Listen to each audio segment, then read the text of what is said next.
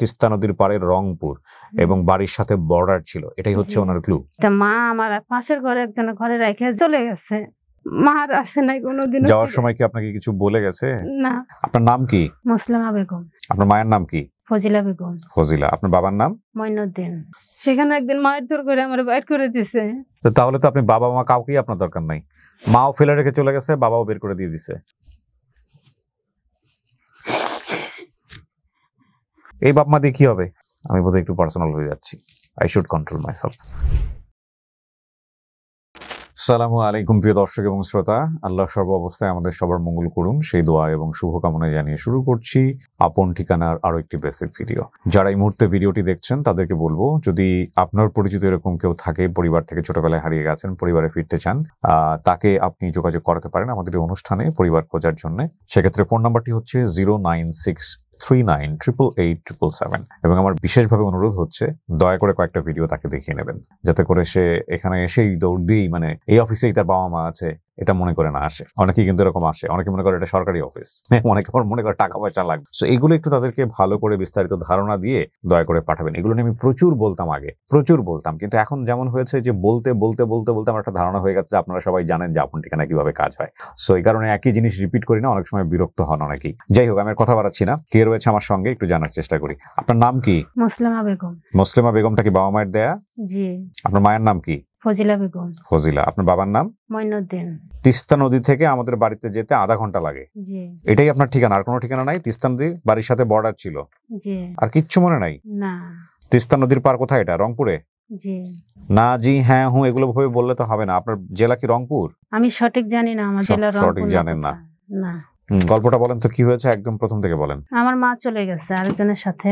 এটা আপনার মনে আছে ছোটবেলায়? হ্যাঁ, তখন আমার বয়স ভালোই, আমি সবই বুঝি তখন।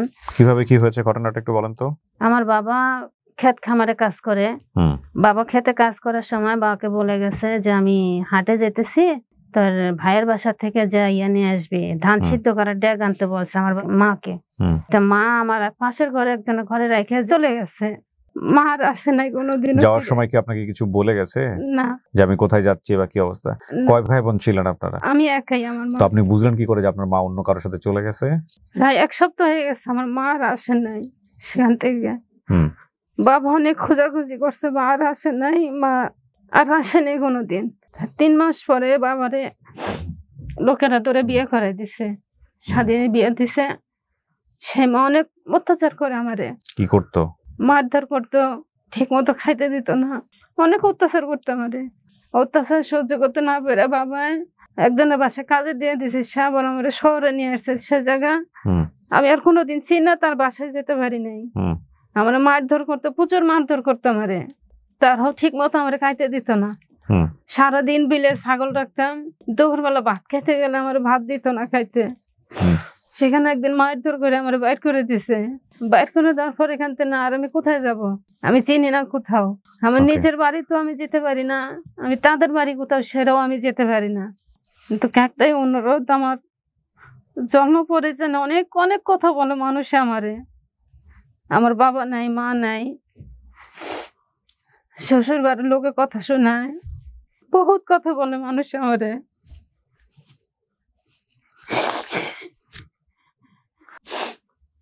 স্বামী অনেক কথা বলে, আমার বাবা নেই, মা নেই, আমার আত্মীয় স্বজন কেউ নাই, তারা অনেক কথা বলে। আপনি অনুষ্ঠানের খোঁজ পেলেন কিভাবে? আমার বিয়ে হয়েছে আজ প্রায় 10 বছর। আমার ঘরে একটা মেয়ে আছে। স্বামীর সাথে বিয়ে হয়েছে আমার, প্রেম করে। শ্বশুর বাড়ির কেউ রাজি না, তারা নিতেও চায় না আমার এই বাসায়। তাও একবার গেছি, তাও 7 দিন আসছিলাম। 7 দিন থাকার পরে আমি এসে পড়ছি, এই থেকে আর তাদের বাসায় আমি যাই না। সবাই ভালো আছে, এই বাড়ির সবাই শ্বশুর শাশুড়িরা ভালো আছে। খালি একটাই সমস্যা, আমার বাবা নেই, মা নেই, এই জন্য তারা ভালো জানে না। বাবা নেই, মা নেই, এই জন্য ভালো জানে না। কিন্তু আপনি আমার এই অনুষ্ঠানের খোঁজটা পেলেন কিভাবে? আমি এই অনুষ্ঠানটা অনেকদিন ধরে দেখি, প্রায় 2 বছর ধরে আমি অনুষ্ঠানটা নিজে নিজে দেখেন? হ্যাঁ। আচ্ছা, তারপরে? আমি দেখার পরে অনেক একদিন চেষ্টাও করছি। আগে ঘরের লোকের সাথে যোগাযোগ করলাম যে আমি এই নাম্বারে ফোন দিয়ে আমি এখানে যোগাযোগ করব, যদি পাওয়া যায়। তো একদিনকে না বলছে, না বলার পরে একদিনকে বলতেছে যে ঠিক আছে তুমি এই নাম্বারে ফোন দাও, ফোন দিয়ে দেখো তারা কি বলে। হুম। যদি পাও তাহলে তো ভালোই, আর যদি না পাও তাহলে তো আর কিছু করার নাই। সেজন্য আমি ফোন দিছি। আপনি কার খোঁজে আসছেন, মায়ের খোঁজে না বাপের খোঁজে? আমার বাবা মা যা কি পাই। মা তো ফেলে রেখে চলে গেছে, মা আমার দেখি মাকে দরকার নেই, আমার বাবাকে দরকার আমার। কারণ বাবা আমার অনেক আদর করছে। ঘরে সৎমা আসার পরে মা বাবা আর আমার আদর করে নাই। সৎমার কারণে বাবা আমার বাইর করে দিছে ঘরের থেকে। বাবাও বের করে দিছে? বাবাই দিয়ে দিছে তাদের কাছে কাজে। তো তাহলে তো আপনি বাবা মা কাউকেই আপনার দরকার নাই, মাও ফেলে রেখে চলে গেছে, বাবাও বের করে দিয়ে দিছে। এদের বাবা মা তো ফেলাই দিতে পারে, আমি তো আর পারি না। কেন পারবেন না? এই বাপ মা দিয়ে কি হবে? আমি বোধহয় একটু পার্সোনাল হয়ে যাচ্ছি, আই শুড কন্ট্রোল মাইসেলফ। আল্লাহ মাফ করুক, বাট আমি একটা কথা সবসময় বলি আমার অনুষ্ঠানে, রেসপন্সিবিলিটি নিতে পারবেন না তো দুনিয়াতে আইনেন না। রেসপন্সিবিলিটি আপনাকে নিতে হবে। হ্যাঁ, আমরা চেষ্টা করতে পারি, অনেক সময় চেষ্টা করতে পারি। এই যে যেমন ধরেন আমাদের সন্তানরা আমরা যেরকম প্রত্যাশা করি অনেক সময় সেরকম হয় না। এরকম অদ্ভুত অদ্ভুত গল্প আসে না ব্র্যান্ডিং বাংলাদেশ, আপনারা শুনেছেন কিনা, যে বাবা পয়সা দিতে পারতেছে না, বাবা খোঁজ খবর রাখে না, মা খোঁজ খবর রাখে না, ছেলে পড়াশোনা করে এমন লেভেলে চলে গেছে যেটা রীতিমতো বিস্ময়।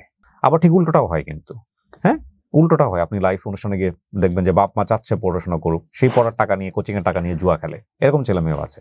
তো ফ্যাক্ট হচ্ছে কি জানেন, আমাদের ব্রেনটা অদ্ভুতভাবে তৈরি করেছে আল্লাহ। কারটা কোথায় ইন্টারেস্ট খুঁজে পাবে এটা বলা খুব মুশকিল। হ্যাঁ, একটা মজার বিষয় বলি আপনাদেরকে, যখন মানুষ খারাপ কাজ করে তখনও মানুষ জানে যে এটা খারাপ কাজ। ওই সহজ করে যদি বলি যে খারাপ কাজটাকে যদি সে রাইট মনে করে তাহলেই সে শেষ, কারণ তার সমস্ত ভালো হওয়ার পথ বন্ধ হয়ে যায়। তো আমাদের এই বিষয়টা হয়ে গেল কিরকম, যে বাপ মা দুনিয়াতে সন্তানকে আনতেছে, তারা তো জানে যে আসলে আমি প্ল্যান পরিকল্পনা করি একটা বাচ্চাকে দুনিয়াতে নিয়ে আসতেছি। জাস্ট একটা জিনিস চিন্তা করেন তো, এই বাচ্চাটা আস্তে আস্তে বড় হবে এবং এই বাচ্চাটার ফিলিংসটাকে একটু বোঝার চেষ্টা করেন তো ওই বয়সের, যে হ্যাঁ বাবা মা অনেক সময় একসঙ্গে থাকতে পারেন না, ডিভোর্স হয়ে যায় সিচুয়েশনালি, কখনো কখনো এমনও বলেন যে একসাথে থেকে যে জঘন্য পরিবেশ দিচ্ছে তার চেয়ে বরং ডিভোর্স হয়ে গেলে সন্তানটা ভালো থাকবে, এরকম পরিবেশও কখনো কখনো তৈরি হয়। কিন্তু তার মানে এই না যে রেসপন্সিবিলিটি ক্যারি করবো না, বাবার দিক থেকে করবো না, মায়ের দিক থেকে করবো না, এবং রেসপন্সিবিলিটি তো আপনাকে ক্যারি করতেই হবে। ছোট্ট একটা বাচ্চা রেসপন্সিবিলিটি ক্যারি যদি করতে না পারেন তাহলে এই বাচ্চাটার ফিউচার কোন দিকে চলে যায়। এবং বাচ্চাটা, হ্যাঁ অনেক সময় বাচ্চা খুব প্যাম্পারিং হয়, বাচ্চারা খুবই আপনার মানে ডিস্টার্বিং হয়, কিন্তু তারপরেও একটা কথা তো আল্লাহ বলে দিয়েছেন যে আপনি যতটুকু সহ্য করতে পারেন ততটুকুই আপনাকে পরীক্ষা নেওয়া হচ্ছে। সো নিজের উপর আস্থা রেখে এই চেষ্টাটুকু করা উচিত। আর দিন শেষে এটা কিন্তু আমাদের বলে কিছু না, এটা আল্লাহ আমাদেরকে আমানত হিসেবে দেন।